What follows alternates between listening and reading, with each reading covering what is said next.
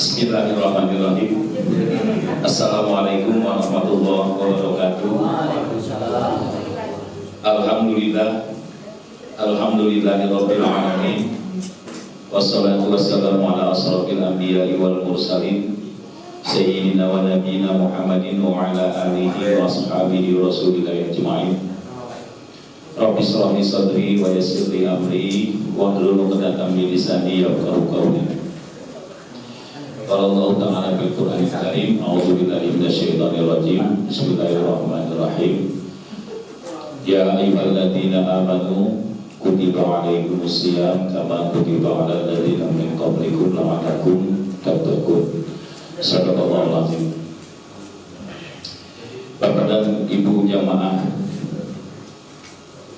sholat asar Masjid Mushola Raudatul Jannah Pengadilan Agama Jambi yang dimuliakan Allah. Alhamdulillah hari ini kita hadir bersama untuk mengikuti kegiatan rutin kita ya. Terima kasih mengikut dalam rangka penutupan kegiatan menyambut sekaligus menyambut Ramadan. Bapak Ibu yang dimuliakan Allah, sebagai orang beriman yang dipanggil Allah untuk berpuasa, yang insya Allah nanti akan kita laksanakan hari Selasa atau Senin atau Selasa, antara pilihannya kita masing-masing dengan keyakinan bahwa orang beriman itu punya tanda juga, punya ciri juga. Ada yang bawa HP, coba ditengok, kan dibaca. Soalnya saya nggak bawa HP, nggak bawa kacamata. Quran surah Al-Anfal ayat 2 dan 3. Di situ diterangkan, bisa tolong dibacakan. Ayat 2 dan 3. Yang pertama-tama, orang-orang yang beriman adalah mereka yang apabila disebut nama Allah gemetar hatinya. Ya, yang pertama, iza zukirallah wajilat qulubuhum. Bahwa orang beriman itu ketika disebut nama Allah bergetar hati. Itu yang pertama, ciri orang beriman. Kan pakalnya gitu kan? Apa itu?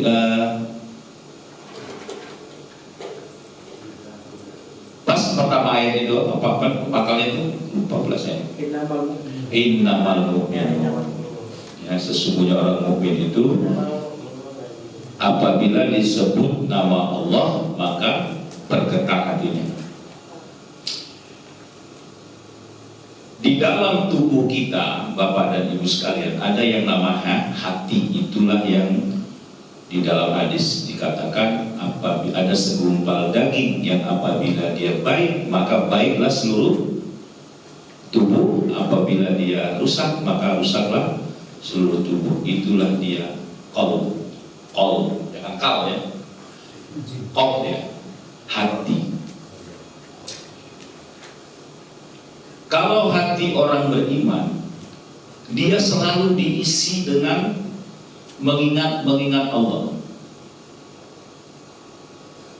Jadi hati itu tergantung bagaimana kita mengisinya. Untuk menguji apakah kita itu ingatnya Allah atau tidak, coba tes waktu bangun pagi. Subuh, bangun pagi, kita ingat sholat subuh dulu atau ingat mau manasi mobil? Nah ini pertanyaannya ini. Begitu kita bangun subuh, teringat ya Allah kita belum sholat subuh meskipun setengah 8, ya kan? Sehingga sholat apa itu lagi? Sholat duha yang pakai tumbuk gitu, setengah 8. Tetapi ketika terbangun yang diingat pertama dia belum sholat subuh, insya Allah hatinya sudah penuh dengan Allah, mengingat Allah. Insya Allah.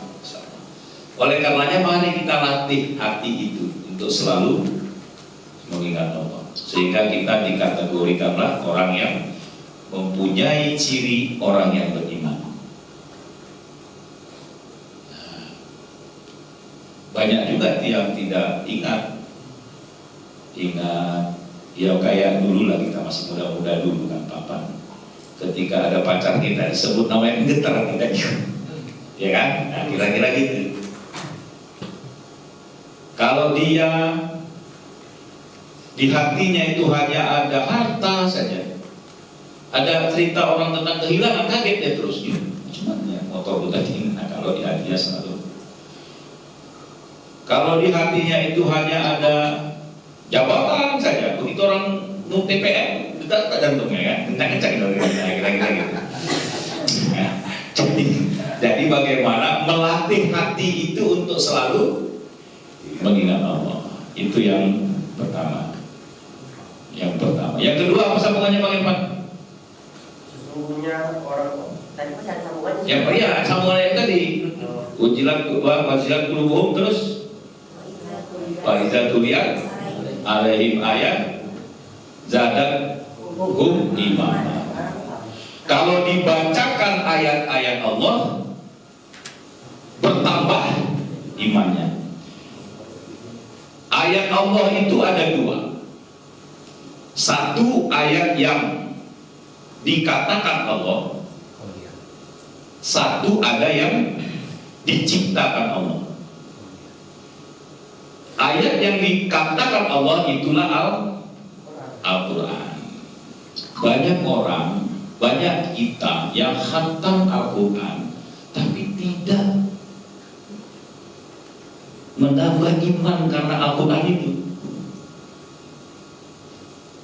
Hanya baca, bagus. Tetapi bayangkan terus kalau memang Al-Quran yang kita baca itu justru menambah keimanan dan terus keimanan.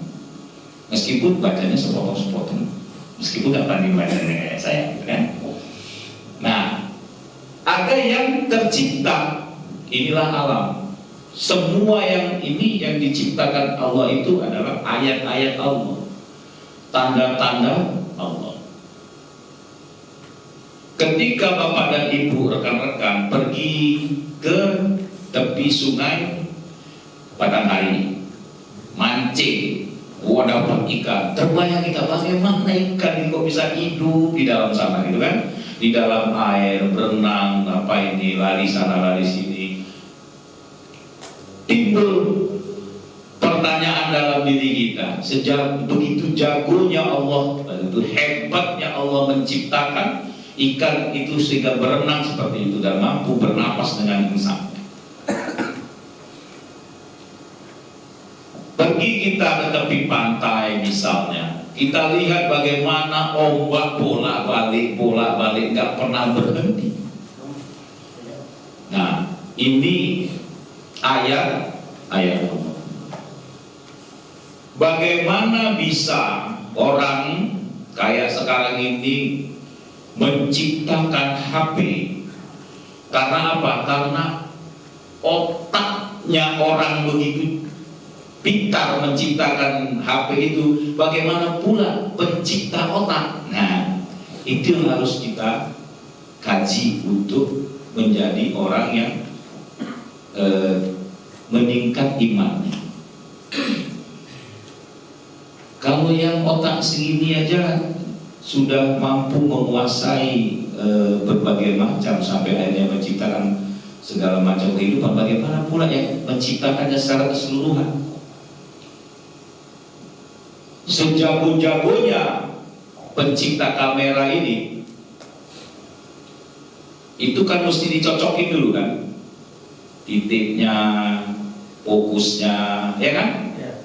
Mata kita enggak, begitu tengok saya langsung tanya itu Bang Rani Irfan, itu Pak Kades, Pak Lurah itu mana? Coba ini, harus setel mata kita gini kan? Oh ternyata itu Bang Edi kan cocok itu, setel dulu gini. Oh ini, kita nggak perlu setel mata, udah langsung tahu. Begitulah canggihnya Allah menciptakan, nggak perlu. Kalau ini masih diukur fokusnya 0,5 kah 1 kah macam-macam lah dengan segala teori kan. Mata kita nggak perlu, begitu dibuka langsung tahu. Oh itu Bang Epi, oh itu Rio, oh itu Bang Edi, oh itu si Rio. Nah, nggak perlu disetel-setel. Nah, sejago-jagonya yang buat kamera ini lebih jago lagi yang membuat otak. Itu Bapak dan Ibu. Sehingga dengan membaca itu akan bertambah keimanan kita. Itu ciri yang kedua. Ciri yang ketiga Bang, sambungannya Bang, yaitu orang-orang yang melaksanakan sholat dan yang belum Bang, belum habis yang pertama tadi Bang. Ayat 2 itu mau habis Bang. mereka bertambah Iman, zakatul imanan tadi terus fatawakal. bertambah kuat imannya dan hanya kepada Tuhan mereka bertawakal. Iya, dan kepada Allah mereka bertawakal. Itu ciri yang ketiga. Jangan pasrah dulu. Ya, bertawakal itu setelah ada usaha, tapi segala usaha itu harus. Nah, kita udah ada usaha kemarin main domino, ternyata di final kalah ya sih, udah tawakal sekarang. Tapi kalau dari awal sudah nggak main, kan nggak mungkin dapat juara 2 kan? Nah, setelah itu sudah kita sudah berikhtiar berusaha untuk dapat di BBM, ternyata nggak jadi, ya sudah kita sudah tawakal pasrah. Ya, meskipun nangis-nangis dikit nggak ya, karena itu kan bertawakal Allah. Sehingga apapun yang kita kerjakan, semua itu Allah punya maksud baik, tetapi usaha itu harus kita lakukan dulu. Jangan pernah berburuk sangka, berpikir ini tidak, nanti ini gagal ini, sehingga kita selalu mengambil sesuatu yang tidak tepat, sehingga selalu sering kita bersalah sangka. Ini yang tidak mencirikan adanya bahagian dari orang-orang yang takwa, orang-orang yang beriman. Oleh karenanya tawakal itu menyerahkan diri urusan kepada Allah. Setelah kita lakukan ikhtiar itu merupakan ciri dari orang-orang yang beriman. Itu yang ketiga.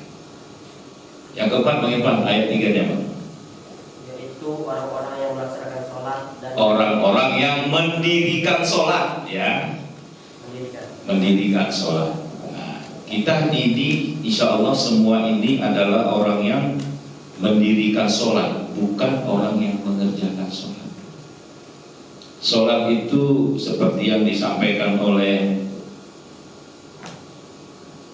Buya Syahab ya, membahas soal makna sholat itu kan. Kalau waktu berdiri kita matanya ke bawah, ketika kita sedang ada, ya ingat orang di bawah, ingat orang yang tak mampu, ingat orang yang ini, ingat orang yang ketika kita ruku, kita sejajarkan bahwa ternyata memang hidup ini harus ada keseimbangan. Ketika kita sujud, kita harus mampu menghilangkan kesombongan. Semulia-mulianya kepala kita letakkan di telapak kaki. Mungkin ini ya, yang paling muda kita ini kan Ridho nih, sengbelah kepalanya, ngamuk dia, ini kepalanya nggak marah dia itu. Tapi begitu dia sholat, diletakkannya kepalanya, menyangkakan di hadapan Allah kita itu tidak ada apa-apanya. Tempat yang paling mulia kepala kita letakkan di tempat yang terendah. Apa artinya sombong, angkuh? Karena itu bukan kata lagu Roma Irama, suara apa? Itu bukan pakaianmu tapi pakaian Tuhan. Jangan sombong gitu ya kan.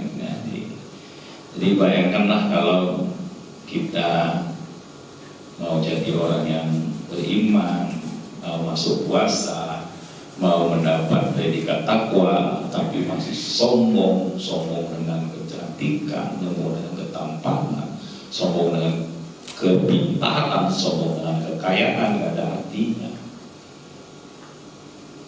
Itu yang keempat, udah banyak kali ini ya, udah banyak kali ya. Yang kelima apa Bang? Dan yang menginfakkan sebagian dari rezeki yang menginfakkan sebagian rezeki. Bapak dan Ibu yang saya muliakan, memang soal menginfak ini memang ya, sedekah ini, karena memang konteks harta ini memang repot ya. Karena kadang-kadang kita lebih suka menjaga harta orang lain daripada harta kita. Percaya nggak begitu? Misalnya nih, saya punya rumah 5 lah, jangan dikit-dikit. Saya punya kebun sawit kira-kira 30 hektar. Kira-kira itu punya saya atau punya orang? Bukan punya saya, itu punya anak saya, karena saya mati itu tinggal, ini saya jaga-jaga, ya kan? Yang punya saya itu yang saya kasihkan, yang saya sedekahkan ke masjid, yang saya titip-titipkan ke masjid, ke mana, ke musola, ke mana, ke mayat piatu itu. Tapi tidak banyak orang, sehingga pesan Allah di dalam Al-Anfal ayat 3 itu menginfakkan sebagiannya, bukan seluruhnya, sebagian. Nah gitu. Jadi Bapak dan Ibu sekalian, bulan puasa itu begitu, salah satunya. Makanya memberi buka, kan gitu, memberi buka puasa itu pahalanya sama dengan orang yang berpuasa dan tidak mengurangi sendiri. Bapak dan Ibu sekalian yang saya muliakan, saya kira itu yang dapat saya sampaikan. Pengajian yang ceramah yang meskipun al-mukarram tapi ternyata tidak mukarram ya Pak Irfan. Itu yang dapat saya sampaikan. Dan kurangnya saya mohon maaf. Dan selamat melaksanakan ibadah puasa Ramadan 1445 Hijriah. Mudah-mudahan telah kita menjadi insan yang bertakwa. Amin ya rabbal alamin. Billahi taufiq wal hidayah. Assalamualaikum warahmatullahi wabarakatuh. Waalaikumsalam.